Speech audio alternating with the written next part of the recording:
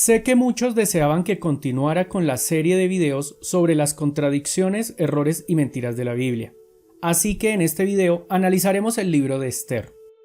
Este es el libro número 17 del Tanaj o Biblia judía. Creo que nunca he realizado la aclaración que esta serie de videos sigue los libros del Tanaj, que viene siendo el Viejo Testamento original. Cuando terminemos este Viejo Testamento, haremos los libros adicionales de las Biblias católicas y de las ortodoxas.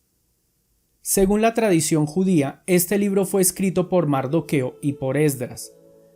Estuve buscando a los dos caballeros y no encontré referencia histórica de ninguno de los dos.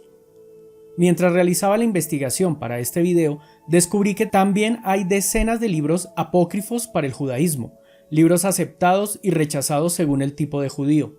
Pero no vamos a complicar aún más esto. Seguiremos la lista de los libros del Viejo Testamento más antiguo.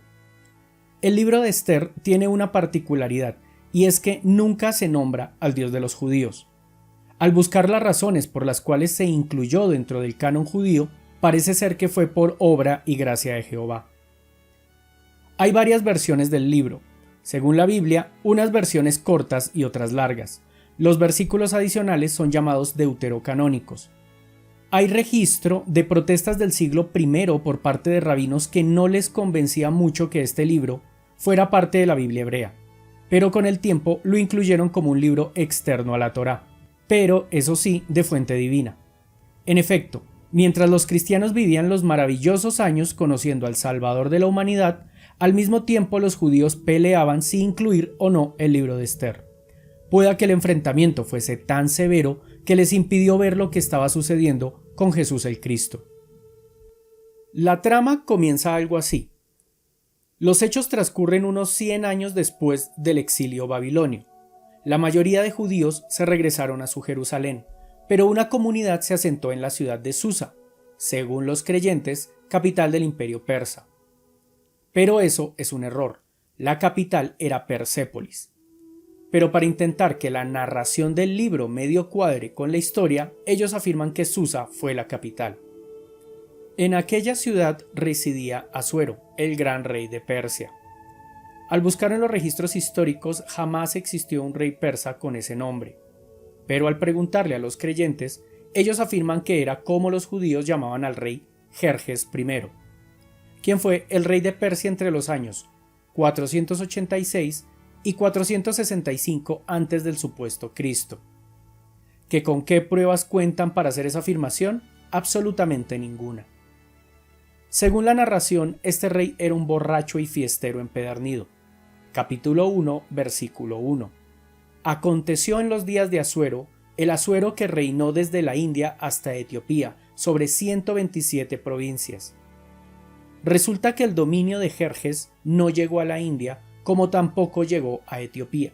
Claro, es posible que la India tuviera terrenos más hacia el occidente y Etiopía terrenos más al norte en aquella época, pero no encontré registro de ello. La narración continúa con un banquete que duró más de 180 días, donde Jerjes le lucía todas sus riquezas a los príncipes y demás gobernadores de Persia.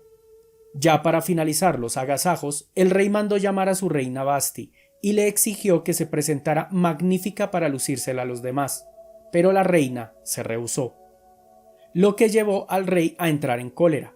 Capítulo 1, versículo 17. Porque este hecho de la reina llegará a oídos de todas las mujeres, y ellas tendrán en poca estima a sus maridos, diciendo: el rey Asuero mandó traer delante de sí a la reina Basti, y ella no vino.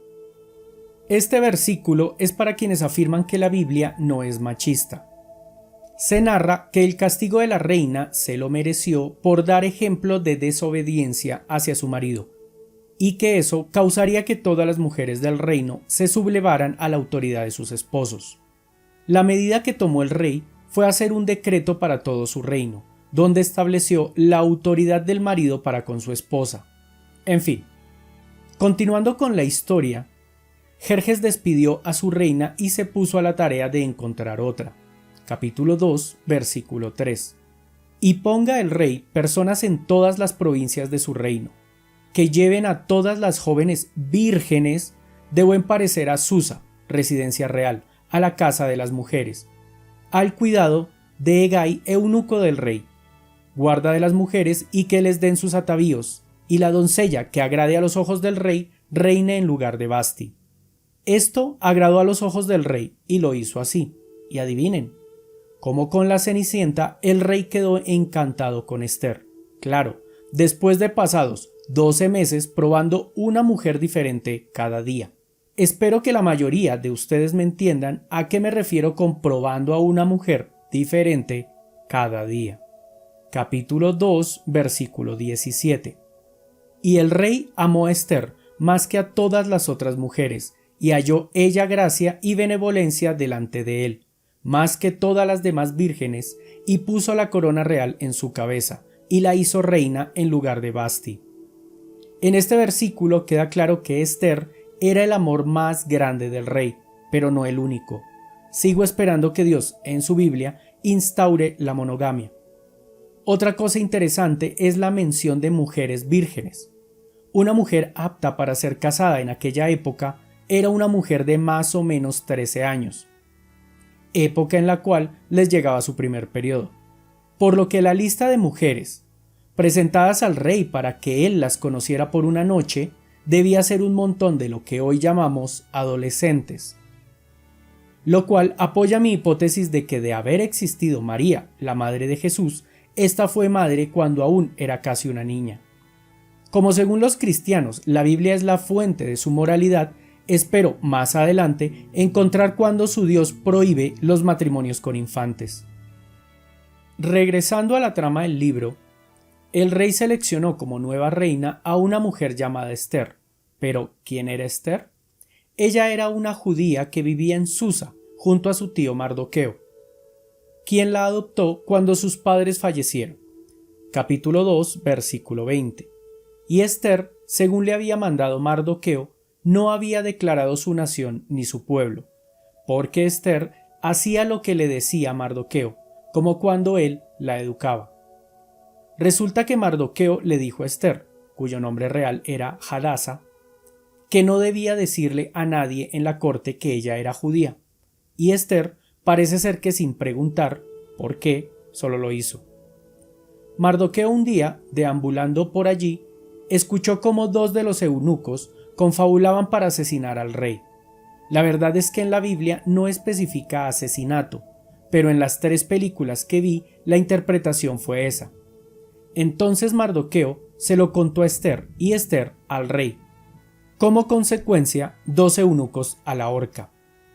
Capítulo 2, versículo 23. Se hizo investigación del asunto y fue hallado cierto, por tanto, los 2 eunucos fueron colgados en una horca.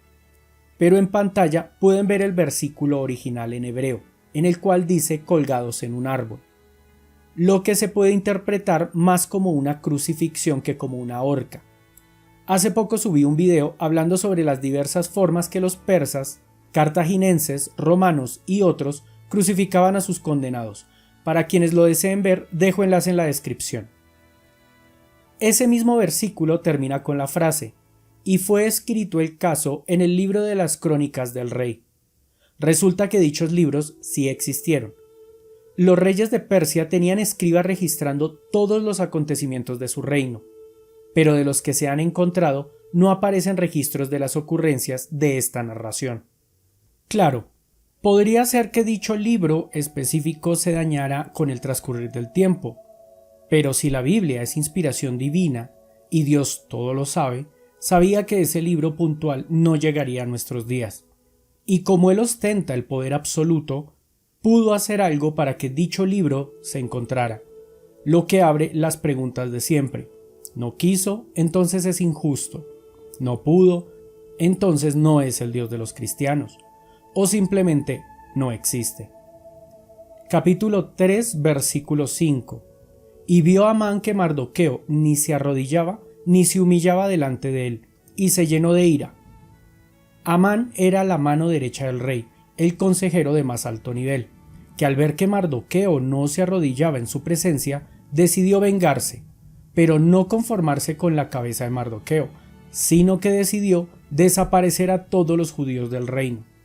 Más adelante, se menciona al padre de Amán, con el calificativo de enemigo de los judíos, pero no se aclara si él de verdad se autoproclamaba enemigo de los judíos, que a mi parecer es un poco desproporcionado. Y viene otra cosa que no entiendo. Para que Amán quisiera destruir a los judíos, tenía que saber que Mardoqueo era judío, como también tenía alguna forma de identificar a los demás judíos, o por lo menos a la mayoría, lo que me indica que los judíos eran abiertamente judíos. Entonces, ¿por qué Mardoqueo le dijo a Esther que no dijera que era judía? ¿Será que Mardoqueo tenía planes especiales para ella? La narración continúa explicando cómo Amán convenció al rey de que le permitiera destruir a los judíos. Capítulo 3, versículo 13. Y fueron enviadas cartas por medio de correos a todas las provincias del rey, con la orden de destruir, matar y exterminar a los judíos, jóvenes, ancianos, niños y mujeres, en un mismo día. Que conste que esta orden fue aceptada por el rey, no es que luego nos intenten convencer de que el rey era muy bueno y justo. Capítulo 4, versículo 3. Y en cada provincia y lugar donde el mandamiento del rey y su decreto llegaba, tenían los judíos gran luto, ayuno, lloro y lamentación. Dejo este versículo para confirmar que todos los judíos del reino sabían que en un día específico, pasados días o meses, serían aniquilados y saqueados. Una vez Mardoqueo se enteró, fue a contarle a la reina Esther para que les ayudara. No, mentiras. La verdad es que la narración dice que todos los judíos, incluido Mardoqueo, se pusieron a gritar por las calles y a lamentarse. A nadie se le ocurrió organizarse para contraatacar o definir a dónde y cómo migrar, o por lo menos solicitar una audiencia con su verdugo para ver si se podía negociar algo. No. Chorrear mocos y lágrimas por las calles fue la única opción que se les ocurrió. De manera accidental, Esther se enteró que Mardoqueo parecía un indigente deambulando por las calles de Susa, y como toda persona con 3 dedos de frente, intentó averiguar qué había pasado. No sé por qué, pero Esther no podía salir del castillo o la casa real o donde sea que viviera con el rey, por lo que tuvo que mandar a uno de sus sirvientes a que ayudara a Mardoqueo, momento en que Mardoqueo le explicó qué sucedía. Mentiras, de nuevo. Mardoqueo armó berrinche y no se dejó ayudar. El sirviente a su regreso le contó a Esther que Mardoqueo estaba en la inmunda, pero que no quería ayuda, a lo que Esther le pidió que regresara con él y le preguntara el porqué de no querer ayuda. A Mardoqueo no se le ocurrió buscar a su sobrina para pedir ayuda. A Mardoqueo no se le ocurrió contarle al sirviente de Esther la primera vez que lo vio. Al sirviente no se le ocurrió preguntarle a Mardoqueo qué le sucedía en la primera interacción. Esto no parece la narración de hechos históricos. Esto parece una novela corta donde debes armar tramas y sobredramatizar las interacciones. Para confirmar mi tesis, el siguiente versículo. Capítulo 4, versículo 11.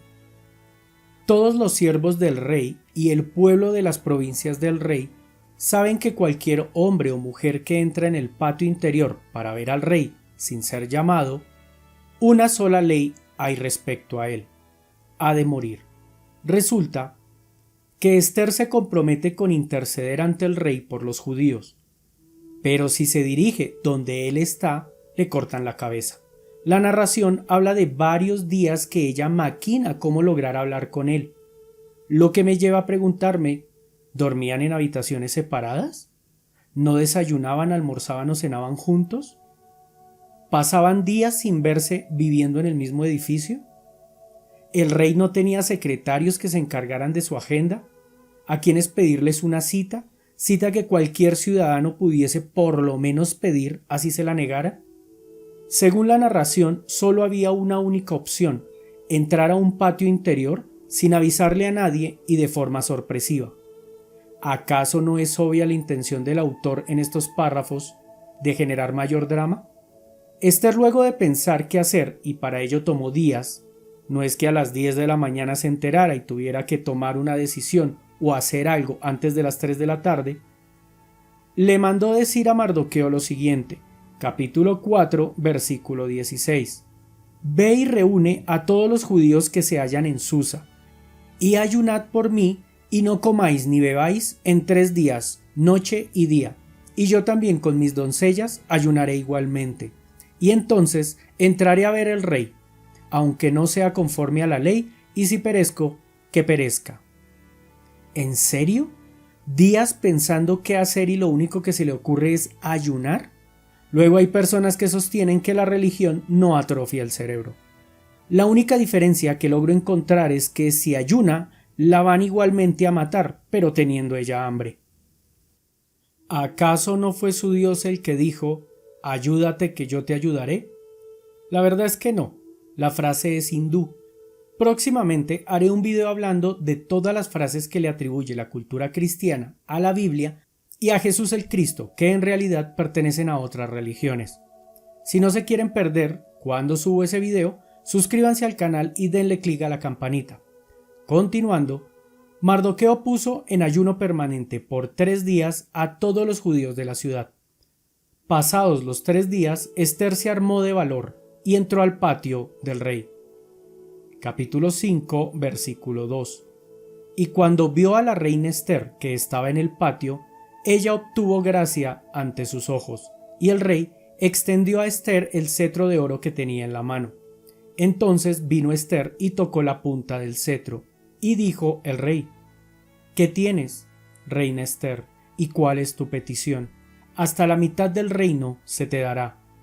Si la ley dice que el rey está en potestad de decidir a quién se le corta y a quién no se le corta la cabeza, tienes que caerle muy mal a tu rey para que éste, al verte, decida de forma arbitraria cortártela. Además, Ester se supone que es el amor de sus amores. ¿Qué riesgo real tenía Ester de perder la cabeza? Que igual, era un riesgo innecesario. Ester podía haber contactado a alguien que el rey ya hubiese llamado, para que le diera el recado de que quería que le invitara a entrar, y ya. Pero los sinsentidos no paran aquí. El rey le ofreció hasta la mitad de su reino, pero ella le pidió que aceptara una invitación a él y a Amán a un banquete privado, ellos 3 comiendo y bebiendo hasta la saciedad, banquete en el cual ella le haría otra petición. El rey le ofreció hasta la mitad de su reino, pero ella le pidió que aceptara una invitación a él y a Amán a un banquete privado, ellos 3 comiendo y bebiendo hasta la saciedad, banquete en el cual ella le haría otra petición. Sé que están pensando que repetí, por error, la última frase, pero no. Resulta que la petición en el banquete era tener otro banquete privado, en el cual le haría otra petición. Estamos hablando del rey de Persia, dueño de todo lo que estaba dentro de sus dominios, animales, personas, caminos, ríos, montañas, pueda que hasta las nubes. ¿Qué diferencia podría haber del rey almorzando junto a su reina y Amán al rey en un banquete privado junto a su reina y Amán? Imagino que serían las mismas personas en los 2 casos quienes cocinaron y sirvieron la comida. Imaginen la cara del rey al ver que su reina arriesga perder la cabeza por invitarlo a almorzar, un almuerzo que ya era su almuerzo. Ahora imaginen la cara del rey al ver que la reina lo hace 2 veces. Capítulo 5, versículo 14. Y le dijo Ceres, su mujer, y todos sus amigos: hagan una horca de 50 codos de altura, y mañana di al rey que cuelguen a Mardoqueo en ella. En este versículo podemos ver lo mismo que en el anterior en cuanto a la horca y la posibilidad de que no se refieran a lo que hoy en día llamamos horca. Previo al segundo banquete de Ester, el rey le dio por honrar a Mardoqueo, por haberle salvado la vida en el complot de los eunucos, complot al que nos referimos al inicio de esta historia. Para lo cual ordenó a Amán vestirlo con ropas reales, montarlo en el caballo del rey y pasearlo por toda la ciudad. A lo cual Mardoqueo accedió, no se sabe si de buena o mala gana. Lo que sí se sabe es que él llevaba días en la calle deprimido porque Amán había convencido al rey de aniquilar a todo su pueblo. Y llega el mismo Amán con lindas ropas y un hermoso caballo, y a Mardoqueo se le olvidó por qué estaba tan triste. No tiene sentido que Mardoqueo, sabiendo quién es Amán, lo que había hecho y que en unos días lo iban a masacrar junto a todo su pueblo por culpa de él, termine recibiendo la ropa, subiéndose al caballo y desfilando por la zona concurrida de la ciudad. ¿Cómo se hubiesen sentido los demás judíos al ver semejante escena a portas de que los liquiden? En el segundo banquete, Ester le pidió al rey, capítulo 7, versículo 3. Entonces la reina Ester respondió y dijo: Oh rey, si he hallado gracia en tus ojos, y si el rey place, séame dada mi vida por mi petición y mi pueblo por mi demanda, porque hemos sido vendidos, yo y mi pueblo, para ser destruidos, para ser muertos y exterminados. Aquí el rey se enteró que su reina era judía. Ordenó colgar a Amán en la horca que él mismo mandó montar para Mardoqueo, y a Mardoqueo lo nombró su principal consejero. Colorín colorado, este cuento fantabulesco ha acabado. Ah, no, esperen, ¿verdad que todos los judíos siguen condenados por el edicto de Amán? A lo que el rey respondió que no podía retirar tal edicto. La ley decía que edicto expedido, edicto que se debía cumplir. Entonces el rey le dio el poder a Mardoqueo para emitir otro edicto, uno que contrarrestara el edicto de Amán. Este fue el edicto de Mardoqueo, capítulo 8, versículo 11, que el rey daba facultad a los judíos que estaban en todas las ciudades para que se reuniesen y estuviesen a la defensa de su vida, prontos a destruir y matar y acabar con toda fuerza armada del pueblo o provincia que viniese contra ellos. ¿Cómo podría esto ser real? ¿En serio los judíos necesitaban que el rey les diera permiso para poderse defender? O sea, todos los judíos, a falta de este último edicto, se iban a quedar sentados esperando a que a todos los pasaran por el filo de una espada. ¿Recuerdan que al principio les pedí no olvidar dónde la misma Biblia afirma que los judíos estaban enterados de lo que sucedería? Bueno, la intención era notar lo ridículo que es el nuevo edicto. Si todos los judíos estaban enterados hacía días o incluso semanas de lo que les sucedería, ya se habrían ido los que planeaban huir, y los que no, ya se estarían organizando para defenderse. ¿Para qué un nuevo edicto? Versículo 17.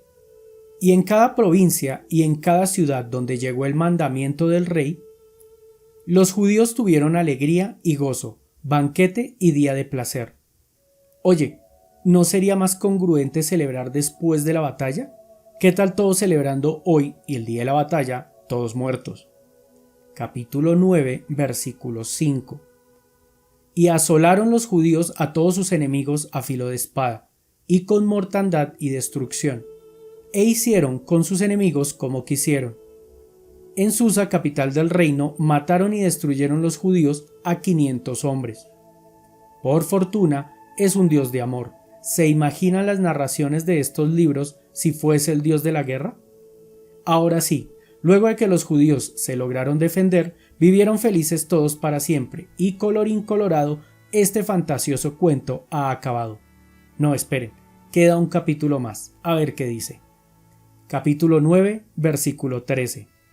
Y respondió Ester: si le place al rey, concédase también mañana a los judíos en Susa que hagan conforme a la ley de hoy, y que cuelguen en la horca a los 10 hijos de Amán.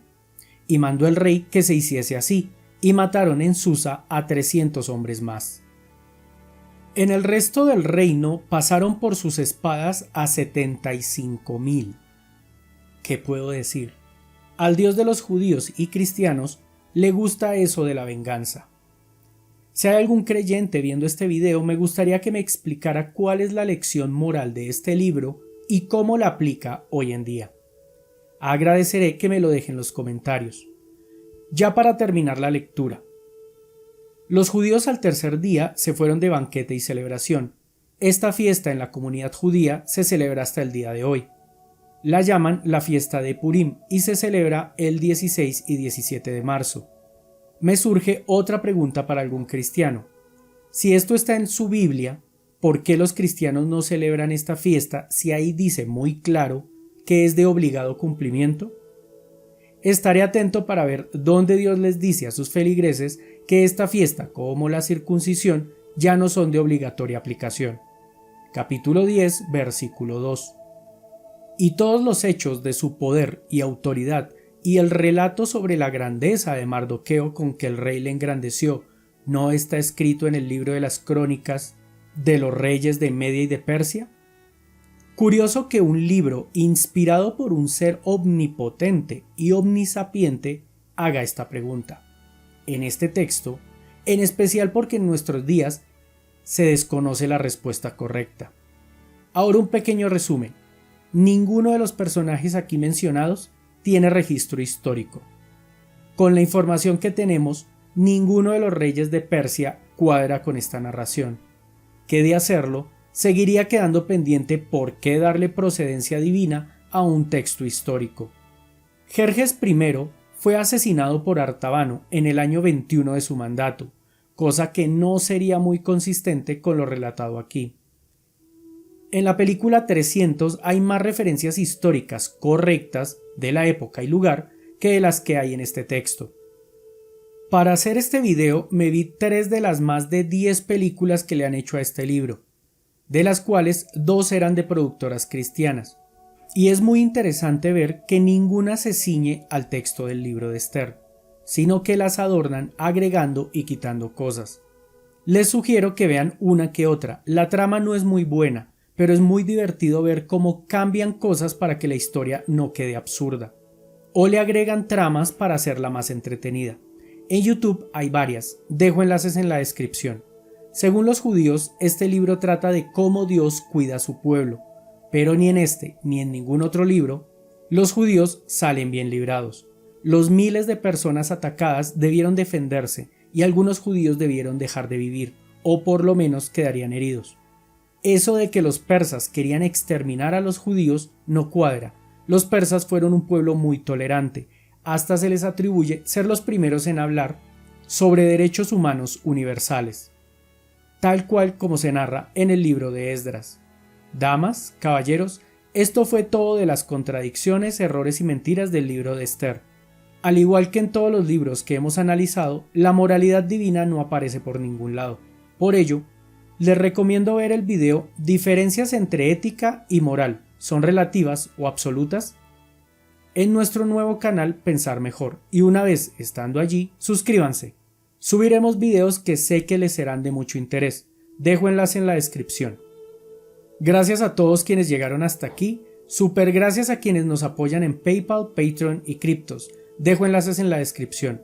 No olviden dejarnos sus comentarios con la certeza de que los leeremos todos. No siendo más, hasta muy pronto. Chao, chao.